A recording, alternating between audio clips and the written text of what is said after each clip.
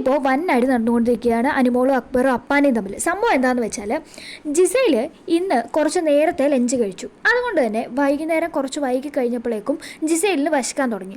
അപ്പോൾ ജിസൈൽ എന്ത് ചെയ്തു എന്ന് വെച്ചാൽ അപ്പാനിയോടും അതുപോലെ തന്നെ ക്യാപ്റ്റനായിട്ടുള്ള ആര്യൻ്റെ അടുത്തും പോയി പെർമിഷൻ വാങ്ങിച്ച് എന്തെങ്കിലും കുക്ക് ചെയ്ത് കഴിക്കാനായിട്ട് തീരുമാനിച്ചു.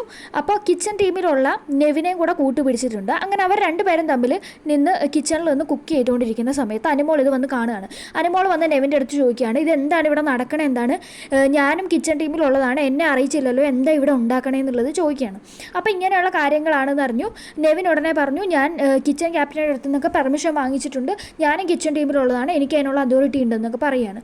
അപ്പോൾ ഉടനെ ആര്യം വന്നിട്ട് പറയുകയാണ്, അനുമോളെ ഷോ വേണ്ട, ഇവിടെ ഓൾറെഡി പെർമിഷനൊക്കെ വാങ്ങിച്ചിട്ടുണ്ട്, നെവിനും അതിനുള്ള അതോറിറ്റി ഉണ്ട്, അപ്പോൾ അവൻ എന്ത് വേണമെങ്കിലും അവിടെ ഉണ്ടാക്കാം എന്നൊക്കെ പറയുകയാണ്.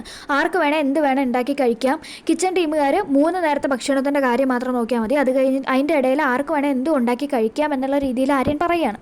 അനുമോൾ അവിടെ നിന്ന് പോയി പിന്നെ ശരത്തുമായിട്ട് തിരിച്ചു വരികയാണ്. ശരത്ത് അവിടെ നിന്ന് എൻ്റെ കിച്ചൺ ടീമിലുള്ള ആളുകൾ എല്ലാവരും ഇങ്ങോട്ട് വരുമെന്ന് പറഞ്ഞിട്ട് എല്ലാവരെയും കൂടെ വിളിച്ചു കൂട്ടുന്നുണ്ട്. അതിനുശേഷം അവിടെ വൻ അടിയാണ് നടന്നുകൊണ്ടിരിക്കുന്നത്. ഫുഡ് ഉണ്ടാക്കിയത് ജിസേലിന് വേണ്ടി ആയതുകൊണ്ട് തന്നെ അപ്പാനും ശരത്തിനും ആര്യനും യാതൊരു പരാതിയില്ല. അങ്ങനെ എല്ലാവരും അനുവിന് എഗെയിനിസ്റ്റായി. അനു നിന്ന് അങ്ങ് പൊട്ടിത്തെറിക്കാൻ തുടങ്ങി. അപ്പാനും ശരത്ത് അനുമോളെ തല്ലും എന്നുള്ള ഘട്ടം വരെയായി. അനുമോള സമയത്ത് പറയുന്നുണ്ട്, താൻ കാരണം ഒരു പെങ്കൊച്ച് ഇവിടെ നിന്ന് പോകേണ്ടി വരെ വന്നു എന്നൊക്കെ.